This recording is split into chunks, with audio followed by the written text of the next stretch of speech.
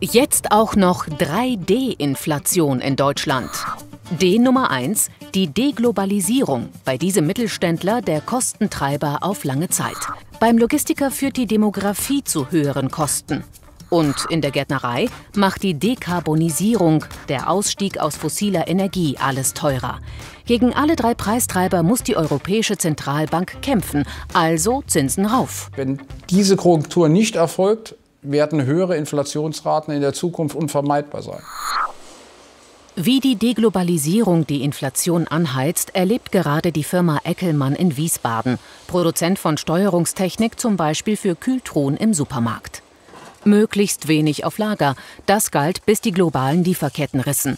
Inzwischen wird jeder Winkel genutzt. Statt für 6 Millionen Euro liegt hier nun schon Material für 9 Millionen rum. Firmenchef Philipp Eckelmann akzeptiert jetzt das tote Kapital und die höheren Lagerkosten. Die Strategie der Kostenoptimierung der vergangenen Jahre wird sich verändern in eine Strategie der Lieferfähigkeit. Und dafür werden wir auch in den kommenden 3 bis 5 Jahren höhere oder bis zu 10 Jahren höhere Kosten in Kauf nehmen, die sich in höheren Preisen für unsere Produkte auch niederschlagen werden. Höhere Kosten auch schon beim Einkauf, denn die globalisierte Wirtschaft ist aus dem Tritt. Brexit, Trump, Corona, Ukraine-Krieg und vor allem die ungewisse Entwicklung in China. Das billigste Angebot wird schnell zum Boomerang. Wir haben günstigste Bauteile beschafft, egal aus welcher Quelle und über welchen Lieferanten. In Zukunft werden wir, um die Stabilität unserer Lieferkette, unsere eigene Lieferfähigkeit zu gewährleisten, auch höhere Preise zahlen. Und das wird sich auch mittelfristig nicht verändern. Und auch wieder selbst mehr machen. Zu höheren Kosten, statt billig in Asien einzukaufen. Das große Umdenken durch die Deglobalisierung. Was das für die Inflation bedeutet, ist für Finanzexperten wie Professor Adalbert Winkler von der Frankfurt School of Finance and Management klar. Die Inflationsrate in den letzten 40 Jahren hat sich unterstützt durch eine Tendenz einer immer fortschreitenden Globalisierung zurückentwickelt. Diese Globalisierung scheint jetzt zum Stillstand zu kommen, beziehungsweise sich auf dem Rückzug zu befinden. Und das alles andere unverändert würde darauf hindeuten, dass wir mit höheren Inflationsraten rechnen müssen. Deutschland in einer Zeitenwende. Jahrzehntelang ging die Inflationsrate immer weiter zurück. Nach den Ölpreisschocks in den 1970er Jahren und mit einer kurzen Ausnahme nach der Wiedervereinigung 1990. Meist unter 2%, also Preisstabilität, wie auch von der EZB angestrebt. Doch im vergangenen Jahr die dramatische Kehrtwende. Im Juni 7,6%, so hoch wie seit einem halben Jahrhundert nicht mehr. Und in Zukunft wirkt ein zweiter Inflationstreiber immer stärker, die Demografie. Wir sind beim Unternehmen Müller-Lehler Logistik. Hier ist Nadine Lauel vor 25 Jahren zum ersten Mal ins Führerhaus geklettert. Jetzt Fuhrparkchefin. Ihre Erfahrung im Alltag? Ganz klar, durch den Fahrermangel haben die Fahrer die Möglichkeit, sich doch schon eher die Stelle rauszusuchen, wo sie arbeiten möchten, wo es für den Fahrer am attraktivsten ist. Ja, diese Option haben sie jetzt definitiv. Auch beim Gehalt? Da, sagen wir mal so, da legen ja die Fahrer das größte Hauptaugenmerk drauf. Schon jetzt fehlen nach Branchenschätzung bis zu 100.000 Lkw-Fahrer und in 10 Jahren bis zu 230.000. Doch es fehlen nicht nur Fahrer, Arbeitskräftemangel überall in Deutschland. Hier beim Logistiker werden auch Fachkräfte für IT- und Prozesssteuerung gesucht. Firmengründer Michael Müller in immer härteren Kampf um die besten Talente.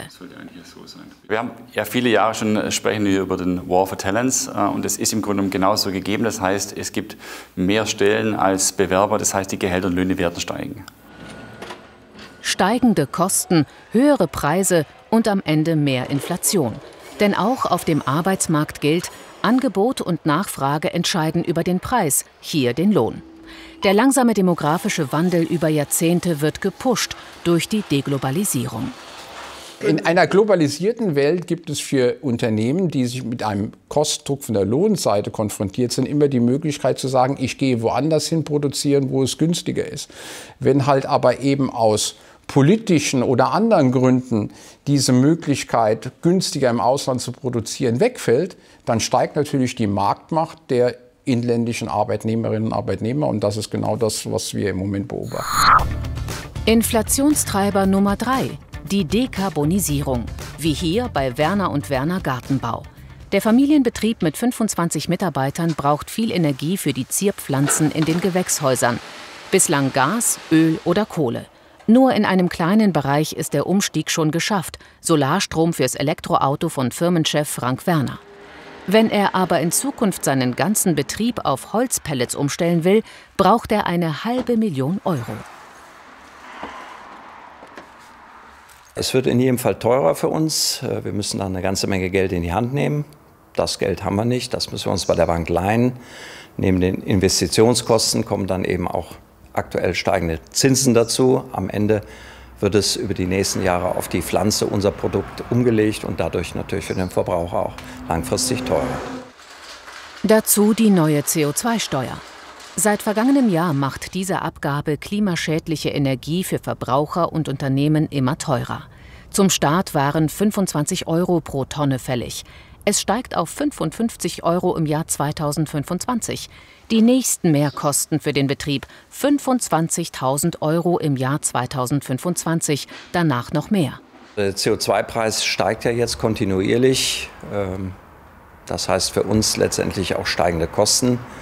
Und es ist normal, dass wir versuchen, die auf den Preis der Pflanze umzulegen.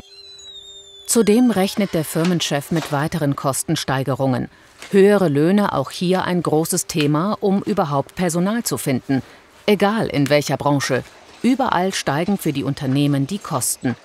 Das landet am Ende als 3D-Inflation bei uns Verbrauchern. Man kann nicht exakt sagen, wie stark jetzt die einzelnen Faktoren, Deglobalisierung, demografischer Faktor und Dekarbonisierung, wirken im Sinne davon, dass sie Inflationsgefahren verursachen. Aber alle drei wirken in die Richtung, dass wir mit höheren Inflationsraten aufgrund dieser Entwicklung rechnen müssen, als wir es in der Vergangenheit hatten. Also Zinsen kräftig rauf, verlangt Winkler von der EZB. Das ist die deutsche Sicht. Denn steigen die Zinsen, dann droht in ganz Europa eine mögliche Rezession. Und das Zittern um die Stabilität der hochverschuldeten Staaten im Süden der Eurozone beginnt auch, wenn die Zinsen steigen.